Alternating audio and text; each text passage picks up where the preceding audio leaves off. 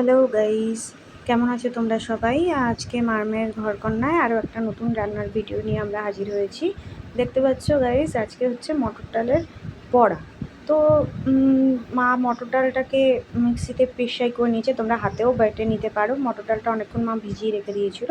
তো এর মধ্যে একটু আদা বাটা, একটু হিং, একটু লবণ, একটু হলুদ দিয়ে দিয়েছে মা। এর মধ্যে তোমরা চাইলে জোয়ানও অ্যাড করতে পারো, পোস্ত অ্যাড করতে পারো, যে যেরকম খাও খুব ভালো লাগে, কারণ মুচমুচে হয়, এগুলো খেতে খুব ভালো লাগে।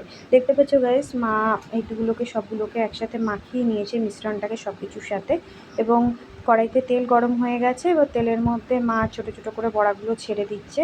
তো এই বড়া তুমি শুধু ভাতের সাথে খেতে ভালো লাগে, এমনি খেতে ভালো লাগে। দেখবে গাইস, হিং দিলে যে কোনো বড়াই আরও টেস্ট হয়। হিংটা আমরা একটু অ্যাড করি সব কিছুতেই, আবার তোমরা ইচ্ছা হলে অ্যাড নাও করতে পারো।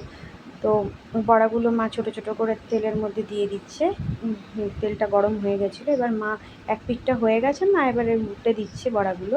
দেখতে পাচ্ছ গাইস, বড়াগুলো খুব মুচমুচে টাইপের হওয়ার জন্যই একটু বেশি করে ভাজতে হবে, কারণ বড়া একটু মুচমুচে না হলে ভালো লাগে না। আর ডালের বড়া তো সবারই কম বেশি প্রিয়, আর এইসব মটর ডালের বড়া সবাই কম বেশি জানো। বলো কেমন লাগছে আমাদের এই রেসিপিটা। তোমরাও অবশ্যই করেছো, আবার করে খেয়েও দেখতে পারো। তো দেখতে পাচ্ছ গাইস, মার আর উল্টো দিকে আরেক দিকে উল্টে নিয়েছে। ভালোভাবে বড়াগুলো মুচমুচে হয়ে ভাজা হয়ে গেছে, মা মটর ডালের বড়াগুলোকে নামিয়ে নিচ্ছে। তো আজকের রেসিপি ছোটোখাটোই রেসিপি ছিল, খুব সিম্পল রেসিপি ছিল। তোমরা স্ন্যাক্স আইটেমে এটা ইউজ করতেই পারো। আজকের মতন কেমন লাগলো রেসিপি জানিও। ওকে, টাটা।